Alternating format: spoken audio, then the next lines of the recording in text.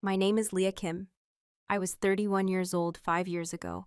I left Seattle and never looked back.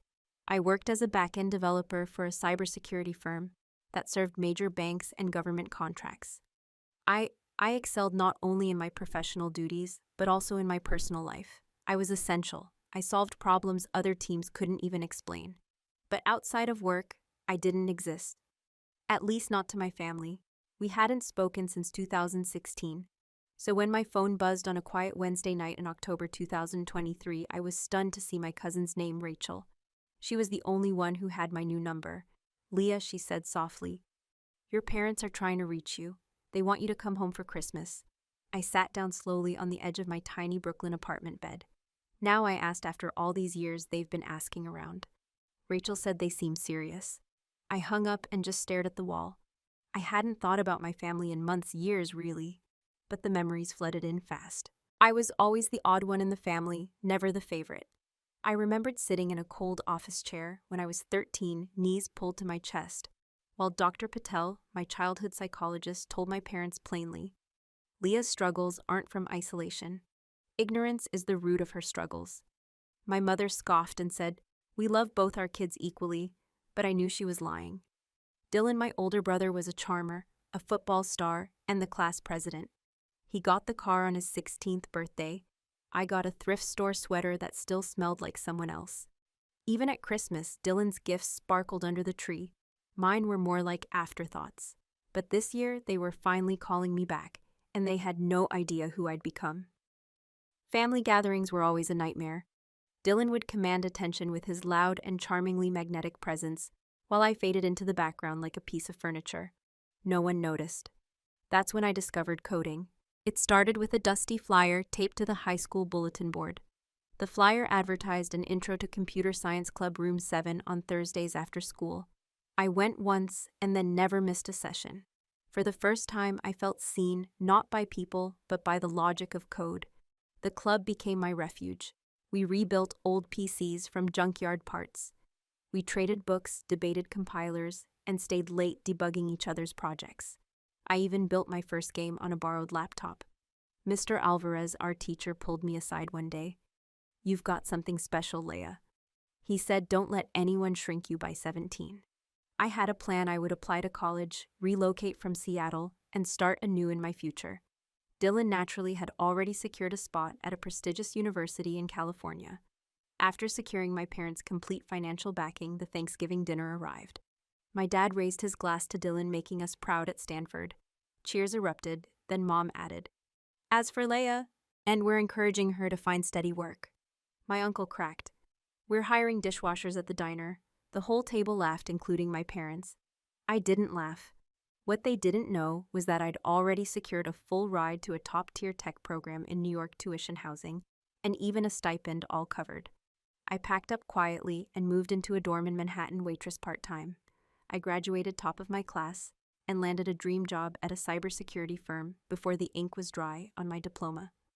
4 years later, I just led a multi-million-dollar integration for a global bank.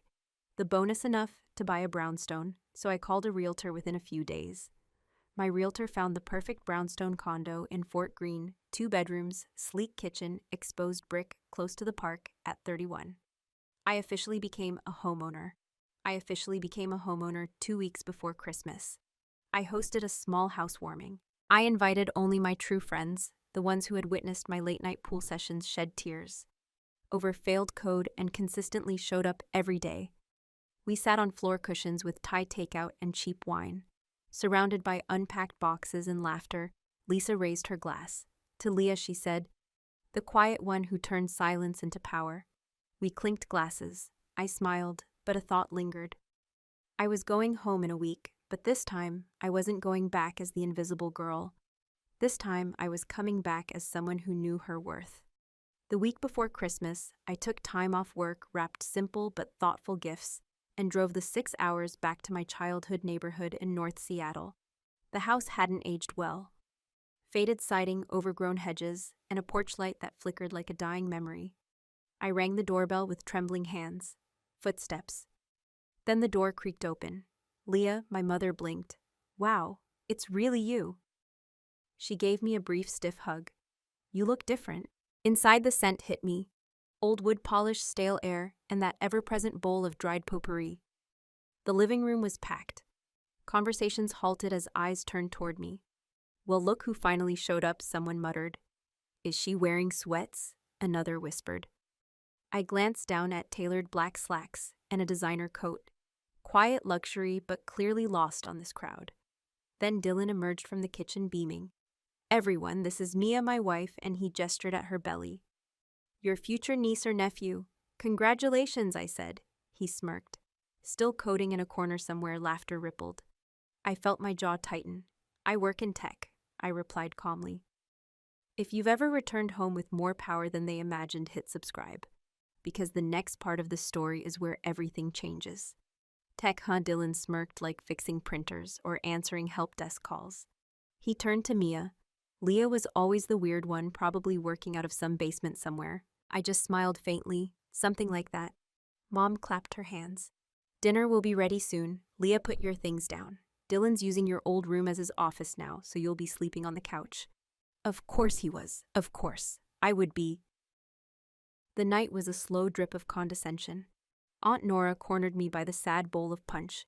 "Your brother's starting his own business. He's such a visionary, and you're still in computers." "I write software," I replied. She scrunched her nose. "Well, someone has to do the boring stuff, Uncle." Mike leaned over during dinner prep. "Dishwasher positions are still open at my diner, pay minimum wage, but it's honest." "Thanks," I said politely. "I'm good." At dinner, they set me at the far end of the table next to the kitchen door. Dylan predictably held the spotlight. "This company is going to disrupt everything," he declared. "We just need the startup capital to launch." "How much?" Dad asked. $200,000 to get rolling," Dylan said casually. Nearly choked on my water. It was every cliché failed startup pitch I'd ever heard. "We'll figure something out," Mom said, patting his hand. "Family helps family." After dinner, she handed me a blanket and gestured toward the couch. Christmas morning came with Dylan and Mia storming down the stairs like kids' presents piled high.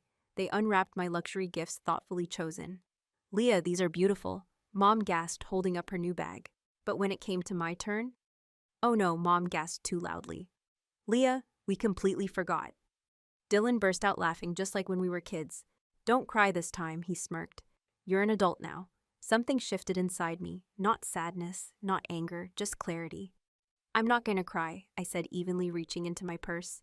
"Actually, I bought myself a pretty great gift this year." I pulled out my keychain and held it up. The brushed steel caught the light. Mom frowned. "What's that ease?" I said, simply to my new apartment. "I closed on it last week." Silence fell like a dropped plate. Dad blinked. "You bought an apartment with money," I said, from my job. "My company just licensed a cybersecurity framework I built to a major international bank." My cut was solid. Mom's eyes narrowed. "How solid?" I shrugged. "About $150,000 after taxes." You could have heard a fork drop. Dylan's mouth hung open. Mia's eyes widened. Mom and Dad stared like I'd confessed to living a double life. $150,000 and 0 cents. Mom said, her voice pitching up. "What kind of job pays bonuses like that?" "I told you," I said calmly. "I'm a software developer. I built enterprise security systems for Fortune 500 clients." Dad leaned in. "How long have you been earning this kind of money since graduation?" "The bonuses change, but my salary's been 6 figures for a while." That's when the switch flipped. Mom stood up, all sunshine and sugar. "Sweetheart, why didn't you tell us?" "We're so proud of you," Dad chimed in. "Dylan, did you hear that your sister works with Fortune 500 companies?" Dylan's jaw clenched. Mia leaned in, whispering something into his ear. Mom perched beside me. "So tell us about this apartment. How many bedrooms?" "2 bedrooms and 2 baths. Fort Greene is close to work." She beamed.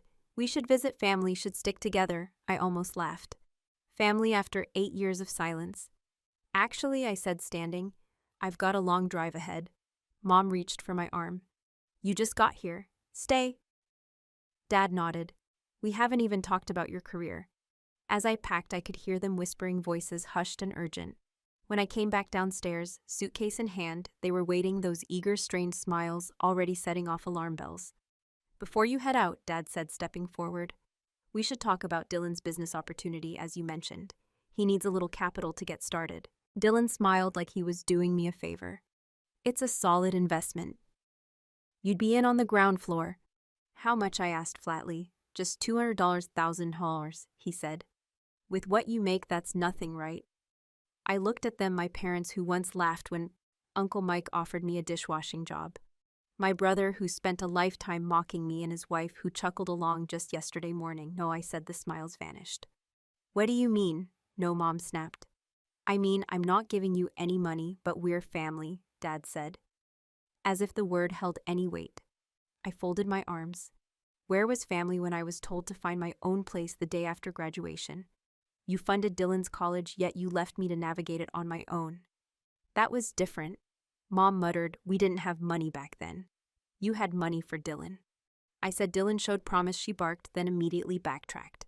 I mean, we thought work would be better for you. I grabbed my bag. I need to go. You selfish brat. Dylan exploded after everything this family did for you. What did you do? I asked.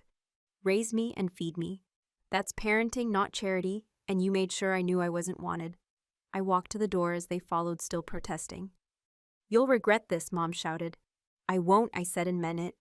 By the time I hit the highway, my phone lit up with calls, texts, and guilt trips.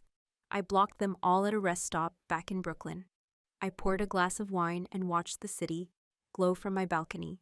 Sarah texted, heard what happened. Sorry about them. Don't be, I replied. Their support was the best gift they ever gave me. Freedom. She sent back a laughing emoji. Your mom's telling everyone you're ungrateful. Let her, I wrote back that night. I slept better than I had in years. The next morning, I woke to a flood of messages, but not from my parents or Dylan. These were from aunts, uncles, and cousins. I hadn't spoken to him in years. Your mother told us what happened. How could you abandon your family? Dylan is trying to build something. You should support him. We always knew you were selfish. One by one, I blocked them. Every name and every guilt trip were gone except for Sarah. She called that afternoon. Jesus, Leah, she sighed, the whole family's imploding. Your mom called everyone, saying you're rich won't help Dylan. Good for her, I said dryly. She's telling people you've forgotten where you came from. Of course she is, God forbid. They admit that the daughter they ignored actually did something with her life. Sarah's voice softened. I'm proud of you for what it's worth. It's worth a lot, I told her. You're the only one I care to keep in touch with. Are you really okay cutting everyone else off? Sarah, I said gently. I cut them off 8 years ago. This just made it official. That evening I met my friends at our usual spot in Fort Greene, a cozy wine bar with worn leather booths and fairy lights over the bar. I told them everything. Good riddance. Lisa said they sound toxic as hell. Do you think you'll miss them?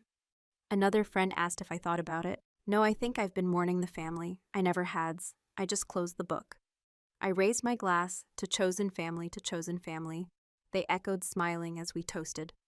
My phone buzzed with an unknown number. I switched it to silent 6 months later. Summer had wrapped the city in sunlight.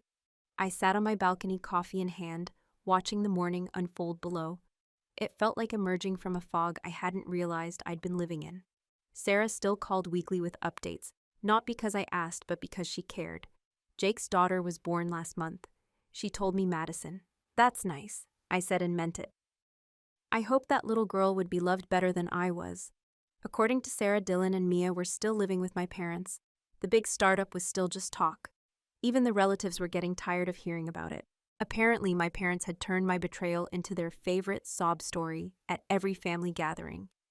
They painted me as the ungrateful daughter who vanished despite all their sacrifices. Meanwhile, my life underwent a transformation I wouldn't trade for anything.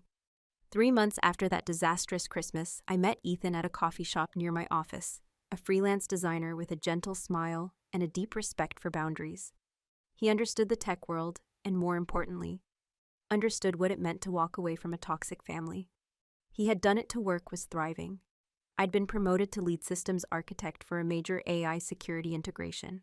The pay raise was great, but what thrilled me more was the freedom to build something groundbreaking. My team respected me. My ideas mattered. I was finally building the kind of life I used to dream about from a lumpy couch in my parents' basement. About a month ago, Dylan somehow got hold of a new number and called. Hey, Leah, he said awkwardly. Chipper thought we could catch up. What do you want? I asked Murray. Madison should meet her aunt. Things are tight right now. Mom and Dad's house needs work. No, you don't even know how much doesn't matter. He exploded. I hung up. I blocked the number, and as I sat there in my apartment sipping coffee beside Ethan, I felt nothing but peace. Everything they said I'd never have is love, stability, and success. I built on my own terms. Sarah later mentioned they were turning my old bedroom into a nursery. It didn't sting. That room never felt like mine. This one does. Did they still try reaching me through distant cousins and family friends? My favorite was Aunt Nora's voicemail. Family is forever, Leah, but I'd already walked away and I wasn't turning back. Ethan and I were planning a trip to Japan next month. We'd been learning the language, mapping temples, and bookmarking noodle shops. Sarah messaged me, "Mom saw your post. She says it's typical. You'd rather vacation than help family." I said maybe she'll finally get it. Last week I was promoted to head of engineering, top 1% salary. My boss said, "You earned this." We celebrated with friends. Lisa joked, "Your mom probably sensed your bank balance went up that night." Ethan brought champagne to the balcony. "Let's buy a house," I said, "with space, a yard, maybe a dog." My phone buzzed. Sarah again. "Mom says you must be a drug dealer." I laughed and let them spin their stories. I'm living mine. If you've ever felt invisible in your own family, I'd love to hear from you. Drop a comment and tell me what you walked away from and what peace you built. Your support reminds me that I'm not alone, and maybe you need that reminder too. My advice: don't wait for permission to choose yourself. Build a life that reflects your worth, not their expectations. And if you relate, hit subscribe. Let's grow together.